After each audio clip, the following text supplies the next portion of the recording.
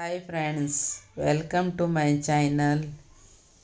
ಇವತ್ತು ನೋಡಿ ನಾನು ಲೈನಿಂಗ್ ಬ್ಲೌಸನ್ನು ಸ್ಟಿಚ್ ಮಾಡೋದು ಹೇಗೆ ಅಂತ ನಿಮಗೆ ತಿಳಿಸ್ಕೊಡ್ತಾ ಇದ್ದೀನಿ. ಈಗ ನೋಡಿ, ಲೈನಿಂಗನ್ನು ಅಟ್ಯಾಚ್ ಮಾಡಿಕೊಂಡು ನಾನು ಸ್ಟಿಚ್ ಹಾಕೋತಾ ಇದ್ದೀನಿ. ಮೊದಲಿಗೆ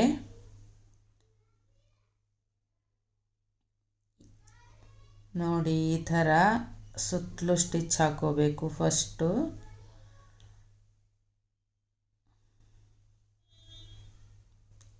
ಸ್ಟಿಚ್ ಹಾಕ್ಕೊಂಡು ಎಕ್ಸ್ಟ್ರಾ ಏನಾದರೂ ಬಟ್ಟೆ ಬಂದಿದ್ದರೆ ಅದನ್ನು ಕಟ್ ಮಾಡಿ ಬಿಡಬೇಕು.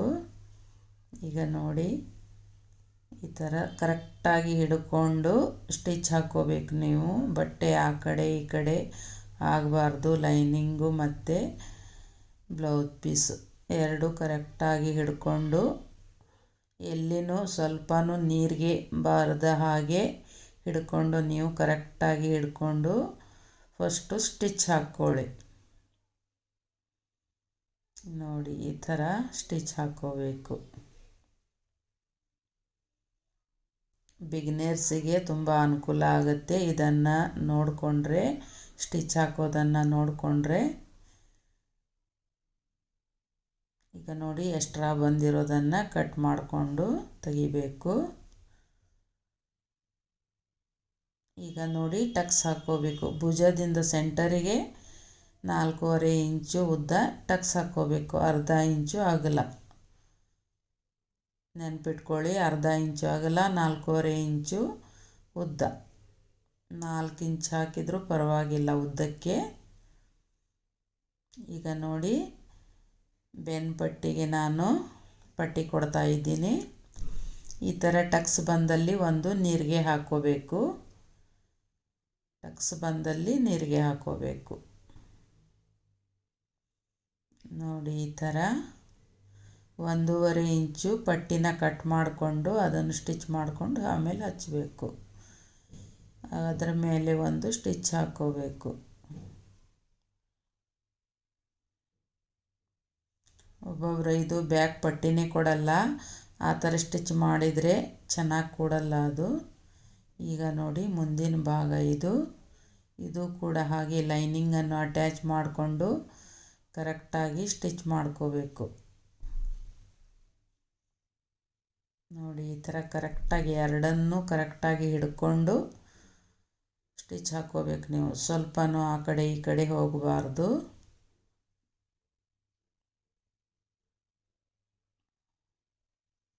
ನೋಡಿ, ಈ ಥರ ನೀರಿಗೆ ಏನು ಬರದ ಹಾಗೆ ಕರೆಕ್ಟಾಗಿ ಇಟ್ಕೊಂಡು ಸ್ಟಿಚ್ ಹಾಕ್ಕೋಬೇಕು. ನೀವು ಬಿಗಿನರ್ಸ್ ಆಗಿದ್ದರೆ ಎಲ್ಲನೂ ಕರೆಕ್ಟಾಗಿ ನೋಡ್ಕೊಳ್ಳಿ. ಅಂದರೆ ನಿಮಗೆ ಈಸಿಯಾಗಿ ಸ್ಟಿಚ್ ಹಾಕೋದಕ್ಕೆ ಬರುತ್ತೆ. ಇದೆಲ್ಲ ನೀವು ಕರೆಕ್ಟಾಗಿ ನೋಡಿಕೊಂಡ್ರೆ. ನೋಡಿ, ಈ ಥರ ಎಲ್ಲ ಸುತ್ತಲೂ ನೀವು ಒಮ್ಮೆ ಸ್ಟಿಚ್ ಹಾಕ್ಕೋಬೇಕು ಲೈನಿಂಗ್ ಅಟ್ಯಾಚ್ ಮಾಡಿಕೊಂಡು. ಆಮೇಲೆ ನಿಮಗೆ ಹೊಲಿಯೋದಕ್ಕೆ ಈಸಿ ಆಗುತ್ತೆ. ನೋಡಿ, ಈಗ ಆಯಿತು. ಈಗ ಮಾರ್ಕ್ ಹಾಕ್ಕೊಳ್ಳೋಣ. ಟಕ್ಸ್ ಮಾರ್ಕು ಎಲ್ಲೆಲ್ಲಿ ಎಷ್ಟು ತೊಗೋಬೇಕು ಅಂತ ಕರೆಕ್ಟಾಗಿ ನೋಡಿ. ಈಗ ನೋಡಿ, ಇಲ್ಲಿಂದ ಇಲ್ಲಿಗೆ 3.5 ಒಂದು ಮಾರ್ಕ್ ಹಾಕ್ಕೋಬೇಕು. ಆಮೇಲೆ 2.5 ಒಂದು ಮಾರ್ಕ್ ಹಾಕ್ಕೋಬೇಕು. ಉದ್ದಕ್ಕೆ 2.25. ಆಮೇಲೆ ಇಲ್ಲಿ 1.5 ಇಂಚು ಗ್ಯಾಪು ಬಿಡಬೇಕು. ಇಲ್ಲಿ 2.5 ಇಂಚು ಗ್ಯಾಪು. ಹೀಗೆ ಮಾರ್ಕ್ ಹಾಕ್ಕೋಬೇಕು. ಇಲ್ಲಿ 1 ಇಂಚು ಗ್ಯಾಪು. ಆಮೇಲೆ ಆ ಕಡೆಯಿಂದ 5 ಇಂಚು. ಇದನ್ನು ಕರೆಕ್ಟಾಗಿ ಮಾರ್ಕ್ ಹಾಕ್ಕೋಬೇಕು. ಇಲ್ಲಿ 1.5 ಇಂಚು ಸೆಂಟರಿಗೆ.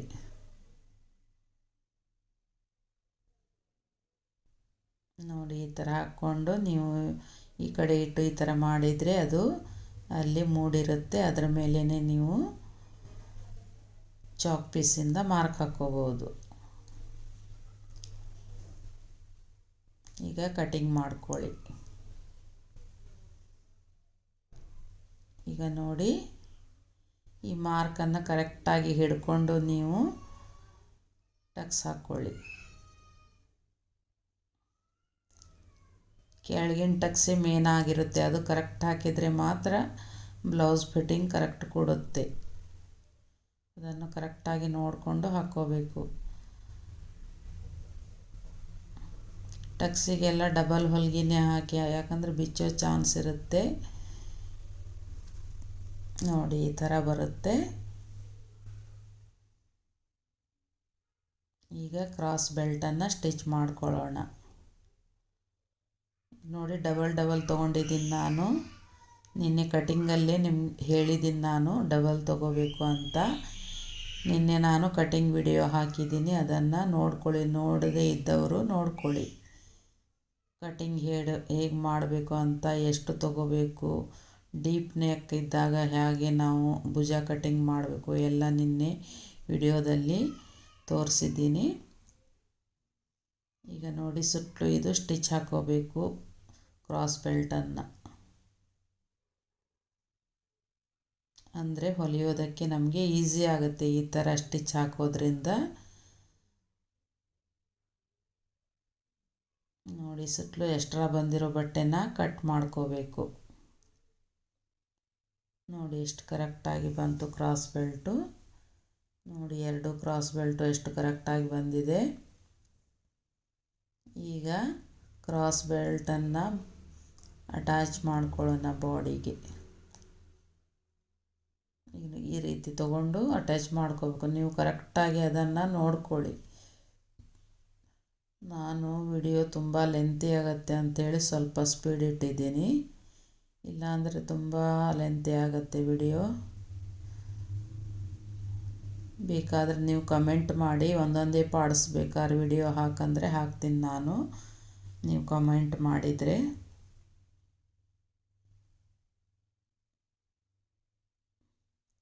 ಅರ್ಥ ಆಗಲಿಲ್ಲ ಅನ್ನೋರಿಗೆ ನೀವು ಕಮೆಂಟ್ ಮಾಡ್ಬೋದು. ನಾನು ಸಪ್ರೇಟಾಗಿ ಒಂದೊಂದು ಬಾಡಿ ಪಾರ್ಟನ್ನು ವಿಡಿಯೋ ಹಾಕ್ತೀನಿ. ನೋಡಿ ಈ ಥರ ಬಂತು. ಈಗ ಇನ್ನೊಂದು ಸೈಡ್ ಹೊಲ್ಕೊಳ್ಳೋಣ. ಈಗ ನೋಡಿ ಈ ಥರ ಇಟ್ಕೊಂಡು ಕರೆಕ್ಟಾಗಿ ನೀವು ಹಿಡ್ಕೋಬೇಕು ಅದನ್ನು, ಇಲ್ಲಾಂದರೆ ಒಳಗಡೆ ಒಂದೊಂದು ಇದು ಆಗಿಬಿಡುತ್ತೆ, ಪೀಸ್ಗಳು ಒಳಗೆ ಇರುತ್ತವೆ, ಹೀಗಾಗಿ ಮಿಸ್ಟೇಕ್ ಆಗೋ ಚಾನ್ಸ್ ಇರುತ್ತೆ. ನೀವು ಕರೆಕ್ಟಾಗಿ 3 ಪೀಸನ್ನು ಹಿಡ್ಕೊಂಡು ಸ್ಟಿಚ್ ಹಾಕೋಬೇಕು. ನೋಡಿ ಈಗ ಸರಿ ಮಾಡಿಕೊಳ್ಳೋಣ. ಈಗ ನೋಡಿ ಈ ಥರ ಬಂತು. ನೀವು ಕರೆಕ್ಟಾಗಿ ನೋಡಿಕೊಂಡ್ರೆ ನಿಮಗೆ ಹೊಲಿಯೋದು ತುಂಬಾ ಈಸಿ ಆಗುತ್ತೆ. ಯಾವ ಪಾರ್ಟ್ಸು ಯಾವ ಥರ ಹೊಲಿಬೇಕು ಅನ್ನೋದು ತುಂಬಾ ಮುಖ್ಯ. ಅದನ್ನು ನೀವು ಫಸ್ಟಿಗೆ ಕರೆಕ್ಟಾಗಿ ನೋಡ್ಕೋಬೇಕು. ಇಲ್ಲ ಅಂದರೆ ನೀವು ಕಟಿಂಗ್ ಮಾಡೋಕ್ಕೆ ಕಲಿತ್ರೂ ನಿಮಗೆ ಸ್ಟಿಚ್ ಮಾಡೋದಕ್ಕೆ ಕಷ್ಟ ಆಗುತ್ತೆ. ಫಸ್ಟು ಯಾವ್ಯಾವ ಥರ ಸ್ಟಿಚ್ ಹಾಕ್ಕೋಬೇಕು ಅನ್ನೋದನ್ನು ಫಸ್ಟು ಕಲ್ತ್ಕೋಬೇಕು. ನೋಡಿ ಇದು ಕಾಜು ಪಟ್ಟಿ, ಇದು ಈ ಥರ ಸ್ಟಿಚ್ ಹಾಕ್ಕೋಬೇಕು. ನೋಡಿ ಈಗ ಮುಂದಿನ ಭಾಗದ ಪಾರ್ಟ್ಸ್ ರೆಡಿ ಆಯಿತು. ಈಗ ಹುಕ್ಸ್ ಪಟ್ಟಿ ಹಚ್ಕೊಳ್ಳೋಣ.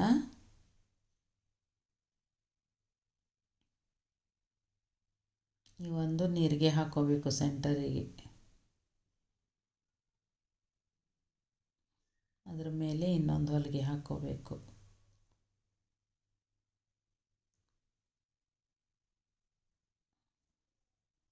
ನೋಡಿ ಈ ಥರ ಈಗ ಮಡಚಿಕೊಂಡು ಅದರ ಮೇಲೆ ಇನ್ನೊಂದು ಹೊಲಿಗೆ ಹಾಕಬೇಕು. ನೋಡಿ ನೋಡಿ ಎಷ್ಟು ಕರೆಕ್ಟಾಗಿ ಬಂತು. 2 ಪಾರ್ಟ್ಸು ರೆಡಿ ಆಯಿತು. ಈಗ ಭುಜ ಸ್ಟಿಚ್ ಮಾಡ್ಕೊಳ್ಳೋಣ. ಫಸ್ಟಿಗೆ ಸೀದಾ ಇಟ್ಕೊಂಡು ಭುಜನ ಸ್ಟಿಚ್ ಮಾಡ್ಕೋಬೇಕು, ಯಾಕಂದರೆ ಅದು ಕಟಿಂಗ್ ಮಾಡೋದನ್ನು ನಮಗೆ ಹೊರಗೆ ಕಾಣಬಾರ್ದು, ಪ್ಯಾಕಾಗಿ ನಾವು ಹೊಲ್ಕೋಬೇಕು.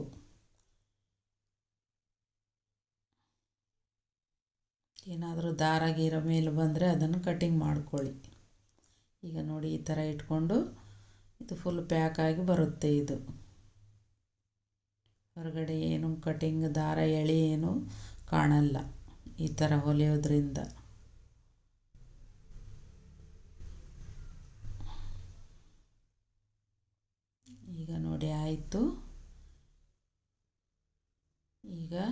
ಪೈಪಿಂಗನ್ನು ಸ್ಟಿಚ್ ಮಾಡ್ಕೋಬೇಕು. ಈ ಪೈಪಿಂಗ್ ಯಾಕೆ ಬೇರೆ ಅಂದರೆ ಇದು ಸೀರೆ ಈ ಥರ ಇದೆ, ಅದಕ್ಕೆ ನಾನು ಪೈಪಿಂಗಿಗೆ ಈ ಕಲರ್ ಹಾಕಂತ ಹೇಳಿದ್ದಾರೆ ಅವರು ಕಸ್ಟಮರು, ಹೀಗಾಗಿ ನಾನು ಆ ಕಲರ್ ಹಾಕ್ತಾ ಇದ್ದೀನಿ.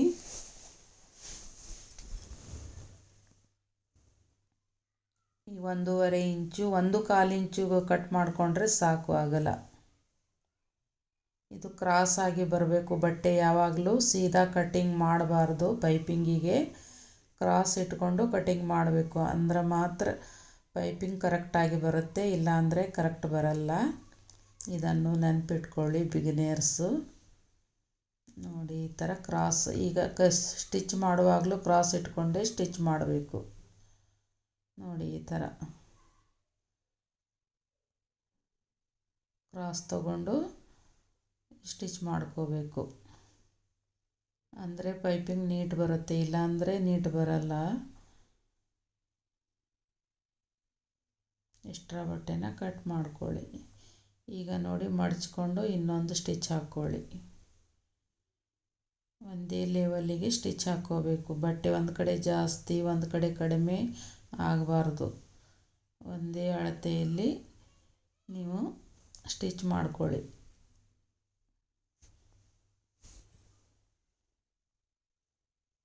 ನೋಡಿ ಪೈಪಿಂಗ್, ಬ್ಲೌಸಿಗೆ ಪೈಪಿಂಗ್ ತುಂಬಾ ಮುಖ್ಯ.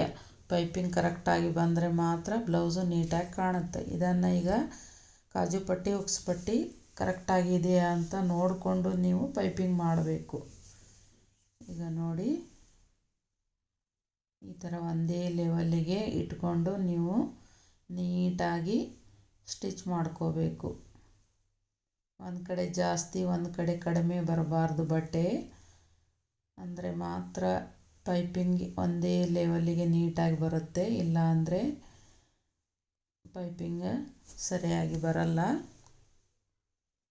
ನೀವು ಸ್ಲೋ ಆಗಿ ಸ್ಟಿಚ್ ಮಾಡ್ಕೊಳ್ಳಿ, ಸ್ಪೀಡ್ ಮಾಡೋಕ್ಕೆ ಹೋಗಬೇಡಿ. ಬಿಗಿನರ್ಸ್ ಆಗೋದ್ರಿಂದ ನೀವು ಸ್ವಲ್ಪ ನಿಧಾನವಾಗಿ ಸ್ಟಿಚ್ ಮಾಡಬೇಕು.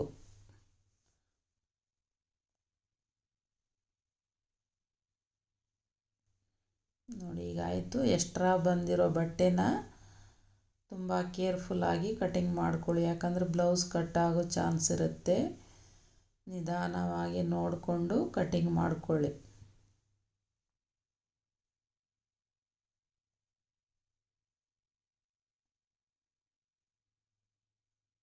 ಕರೆಕ್ಟಾಗಿ ನೀಟಾಗಿ ಕಟ್ ಮಾಡ್ಕೊಳ್ಳಿ, ಒಂದು ಕಡೆ ಜಾಸ್ತಿ ಒಂದು ಕಡೆ ಕಡಿಮೆ ಬರಬಾರ್ದು. ಈಗ ನೋಡಿ ಪೈಪಿಂಗನ್ನು ಒಂದೇ ಲೆವೆಲ್ಲಿಗೆ ಇಟ್ಕೊಂಡು ಸಣ್ಣದಾಗಿ ಬರಬೇಕದು ಪೈಪಿಂಗು.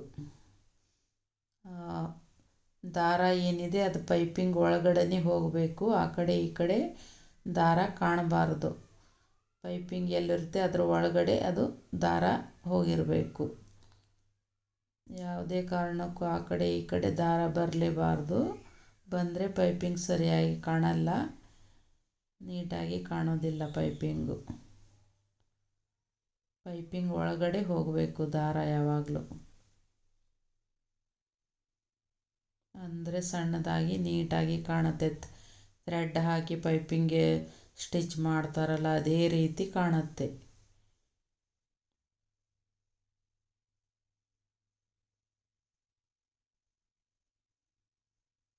ನೋಡಿ ಈಗ ಪೈಪಿಂಗ್ ಆಯಿತು.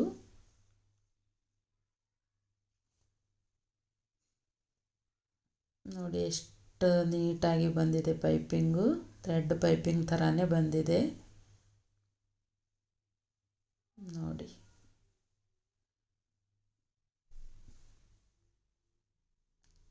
ಈ ಥರ ಒಂದೇ ಲೆವೆಲ್ಲಿಗೆ ಬರಬೇಕು. ಈಗ ಸ್ಲೀವ್ ಕಟ್ ಮಾಡ್ಕೊಳ್ಳೋಣ, ಸ್ಟಿಚ್ ಮಾಡ್ಕೊಳ್ಳೋಣ. ಇದು ಪೀಸ್ ಜಾಯಿಂಟ್ ಮಾಡಬೇಕು. ಇದು ಕಟಿಂಗಲ್ಲಿ ನಾನು ಹೇಳಿದ್ದೀನಿ, ಈ ಥರ ನಾನು ಪೀಸ್ ಕಟ್ ಮಾಡಿ ಇಟ್ಕೊಂಡಿದ್ದೀನಿ ನೋಡಿ. ಇದನ್ನು ಸ್ಟಿಚ್ ಮಾಡ್ಕೋಬೇಕು ಎರಡೂ ಸೈಡು. ಅದು ಬಟ್ಟೆ ಕಡಿಮೆ ಬಿದ್ದಿದೆ, ಹೀಗಾಗಿ ನಾನು ಪೀಸ್ ಜಾಯಿಂಟ್ ಮಾಡ್ಕೋತಾ ಇದ್ದೀನಿ. ಈಗ ನೋಡಿ ಈ ಸೈಡು ಸ್ಟಿಚ್ ಮಾಡಿಕೊಂಡು ಅದರ ಮೇಲೆ ಇನ್ನೊಂದು ಸ್ಟಿಚ್ ಮಾಡಬೇಕು.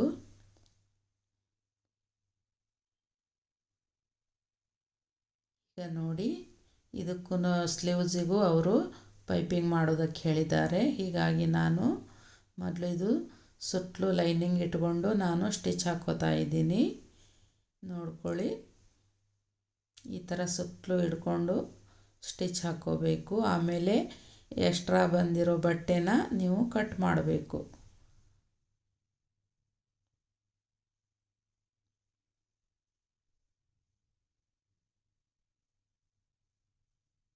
ಮೇನ್ ಪೀಸಿಗೆ ಸ್ವಲ್ಪ ಕಡಿಮೆ ಬೀಳ್ತಾ ಇದೆ ಸ್ಲೀವ್ಸಿಗೆ, ಅದನ್ನು ನಾನು ಅಟ್ಯಾಚ್ ಮಾಡ್ಕೋತಾ ಇದ್ದೀನಿ.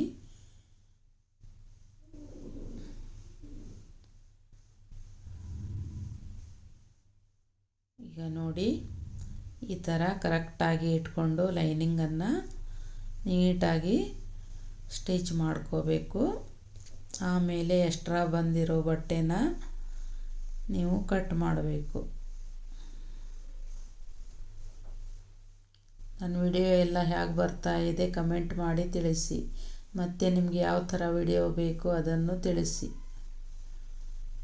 ಎಲ್ಲರೂ ಸಬ್ಸ್ಕ್ರೈಬ್ ಮಾಡಿಕೊಂಡು ವಿಡಿಯೋ ನೋಡಿ, ಹಾಗೆ ಲೈಕ್ ಮಾಡಿ. ಈಗ ನೋಡಿ, ಪೈಪಿಂಗನ್ನು ಕೊಡ್ತಾ ಇದ್ದೀನಿ ನಾನು. ಇದು 1.5 ಇಂಚು ಕಟಿಂಗ್ ಮಾಡ್ಕೊಂಡಿದ್ದೀನಿ, ಕ್ರಾಸಾಗಿ ಕಟಿಂಗ್ ಮಾಡ್ಕೊಂಡಿದ್ದೀನಿ. ಈಗ ನೋಡಿ, ಈ ಥರ ಮೊದಲು ಹಚ್ಕೋಬೇಕು.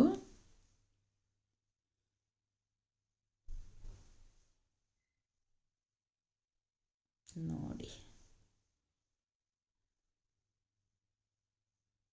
ಸಣ್ಣದಾಗಿ ಹಿಡ್ಕೊಂಡು ಸ್ಟಿಚ್ ಅದರ ಮೇಲೇ ಬರಬೇಕು, ಪೈಪಿಂಗ್ ಮೇಲೇ ಬರಬೇಕದು. ದಾರ ಆ ಕಡೆ ಈ ಕಡೆ ಕಾಣಬಾರ್ದು, ಅದರ ಒಳಗಡೆನೇ ಹೋಗಿರಬೇಕು ದಾರ, ಅಂದರೆ ನೀಟಾಗಿ ಬರುತ್ತೆ ಪೈಪಿಂಗು. ದಾರ ಮೇಲ್ಕಂಡ್ರೆ ನೀಟಾಗಿ ಕಾಣಲ್ಲ.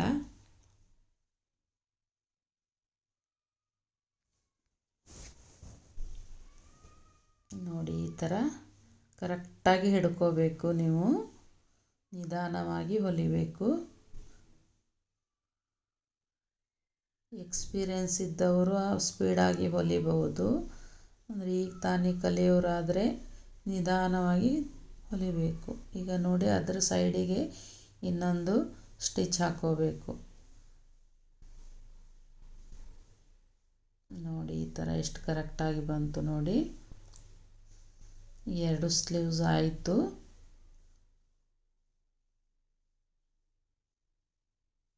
ಈಗ ಇದನ್ನು ಬ್ಲೌಸಿಗೆ ಅಟ್ಯಾಚ್ ಮಾಡ್ಕೊಳ್ಳೋಣ.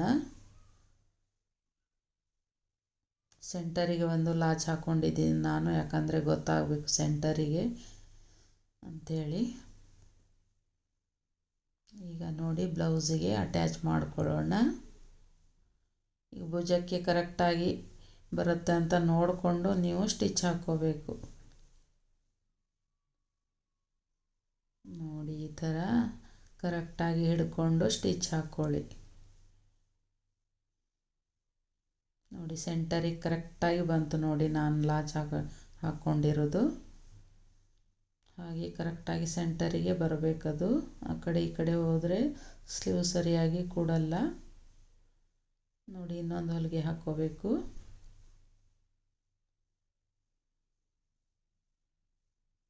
ಇದು ನೋಡಿ, ಪ್ರೆಸ್ ಬಟನ್ ಹಾಕೋದು. ಇದು ಪಟ್ಟಿನ ನಾನು ಹಾಕ್ತಾ ಇದ್ದೀನಿ, ಮೊದಲೇ ಸ್ಟಿಚ್ ಮಾಡಿಕೊಂಡು ಇಟ್ಕೊಂಡಿದ್ದೀನಿ. ಎಲ್ಲನೂ ಪ್ರತಿಯೊಂದನ್ನು ತೋರ್ಸೋಕೆ ಹೋದರೆ ನಮಗೆ ವಿಡಿಯೋ ತುಂಬ ಲೆಂತಿ ಆಗುತ್ತೆ. ಆದರೂ ಆಮೇಲೆ ಯಾರೂ ನೋಡಲ್ಲ ಅಷ್ಟು ಲೆಂತಿ ವಿಡಿಯೋನ. ಅದಕ್ಕೆ ನಾನು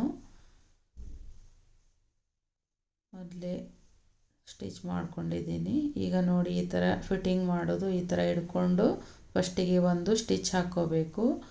ಆಮೇಲೆ ಅಳತೆ ಬ್ಲೌಸ್ ತೊಗೊಂಡು ಅಳತೆ ನೋಡ್ಕೋಬೇಕು.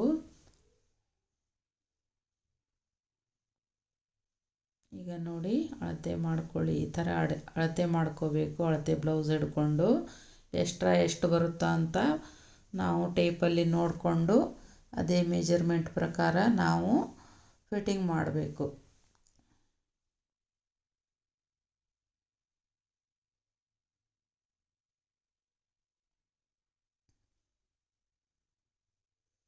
ಈಗ ನೋಡಿ ಬಗಲು ಎಷ್ಟಿದೆ ಅಂತ ನೋಡ್ಕೋಬೇಕು. ಅವ್ರ ಬ್ಲೌಸಿಗೆ ಎಷ್ಟಿದೆ ಅಂತ ನೋಡಿಕೊಂಡು ನಾವು ಅದನ್ನು ಮಾರ್ಕ್ ಹಾಕ್ಕೋಬೇಕು. ಕರೆಕ್ಟ್ ಮಾರ್ಕ್ ಹಾಕ್ಕೊಂಡು ನಾವು ಫಿಟ್ಟಿಂಗನ್ನು ಮಾಡಬೇಕು. ಫಿಟ್ಟಿಂಗಲ್ಲಿ ಸ್ವಲ್ಪನೂ ಹೆಚ್ಚು ಕಮ್ಮಿ ಆದರೂ ನೀರಿಗೆ ಬರುತ್ತೆ, ಆಮೇಲೆ ಭುಜ ಇಳಿಯೋದಕ್ಕೆ ಶುರು ಆಗುತ್ತೆ. ಫಿಟ್ಟಿಂಗ್ ಕರೆಕ್ಟಾಗಿ ಕೊಡಬೇಕು, ಲೂಸ್ ಇರಬಾರ್ದು. ಲೂಸ್ ಇದ್ದರೆ ಬ್ಲೌಸ್ ನೀಟಾಗಿ ಕಾಣಲ್ಲ, ಆಮೇಲೆ ಭುಜನೂ ಇಳಿಯುತ್ತೆ.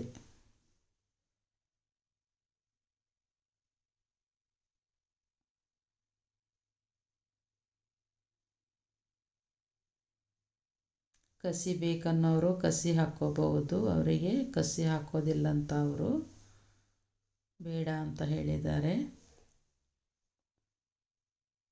ಈಗ ನೋಡಿ ಸೈಡಿಗೆ ಎಕ್ಸ್ಟ್ರಾ ಬಟ್ಟೆ ಬಂದಿರೋದನ್ನು ಎಲ್ಲ ಕಟ್ ಮಾಡಿ ತೆಗಿಬೇಕು.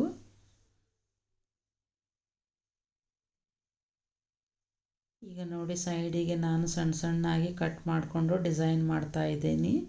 ಈ ಥರ ಮಾಡೋದ್ರಿಂದ ದಾರ ಎಳೆಗಳು ಬರೋದಿಲ್ಲ.